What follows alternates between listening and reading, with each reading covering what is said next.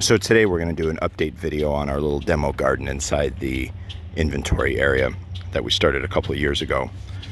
And the first section I'm going to show you is the first part of the garden. Like I said, this was planted a little 2 years-ish ago. So we had dug down about 2.5 foot, amended the soil with some peat, lava rock, our soil, compost, worm castings with some native soil and such. And this is a 12 by 12 square.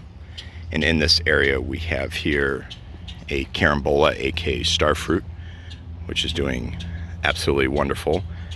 It's actually growing so fast this year, probably because of our increased humidity, that we've had to prune it 3 times already. Good fruit in the winter.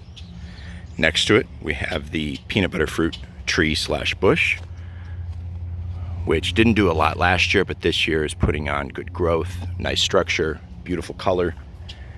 Next to it is a dwarf Cavendish banana, which was just actually planted maybe 6 to 8 weeks ago. So he's still on the small side. There's our whatchamacallit, which is telling us we're at about 110 in here with 40% humidity. Behind the banana, we have an African tulip, which is doing really nice. Next to it is a unnamed plumeria. And in the back corner, a little difficult to see here because everything's getting overgrown, we've got a really nice longan. Let's see if I can get back here without trampling the vegetation. You can see really nice color on the foliage. I know on the other side of the plant, there's some fruit going on. By the way, longan is extremely easy to grow here in the Phoenix area. Slow growers, but good producers. In the back here we have, behind the African tulip, there is a Suriname cherry. So that is the first part of the demo garden. And for those of you new here, we are under a 50% shade fabric in the summer, which next year we're going to downgrade that to a 40. And we do wrap this structure with frost fabric, generally a 50% shade frost fabric, in the winter time. Now over here, this area was planted approximately 2-ish months ago. In the back corner, we have a wax jambu, which was a really pretty tree when we planted it, and then I was not keeping up with the water requirements. Thought it was holding more moisture than it was. So it dropped a lot of foliage, and now it's starting to come back a bit. Next to it, we have a Miami Supreme gardenia, which is doing wonderful. I suppose I should give you a little better view. Over here, we have Amla, aka Indian gooseberry, which has doubled in size in the past 4 weeks. I'm especially proud of this plant because I've been told by the experts that under no circumstances will this grow in the Phoenix area, and if I'm making it available for sale to my customers, then I am ripping them off. So there you go. Which, by the way, we will be doing a Amla video on a mature tree that's been in the Phoenix area for what I've been told is about 20-25 years, unprotected, down in Chandler, and that'll be coming out hopefully in the next couple weeks. Behind it, we have edible ginger, coffee.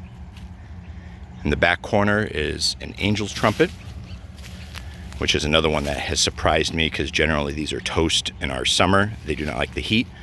And while the foliage has shrunk, of course, the tree is actually putting out new growth now because of the rain we've had and such, and it's doing fine, which tells me it's really not a heat issue with these guys, but more so a hydration issue. So if you are growing or thinking about growing angel's trumpet, make sure you do not let them dry out in the summertime.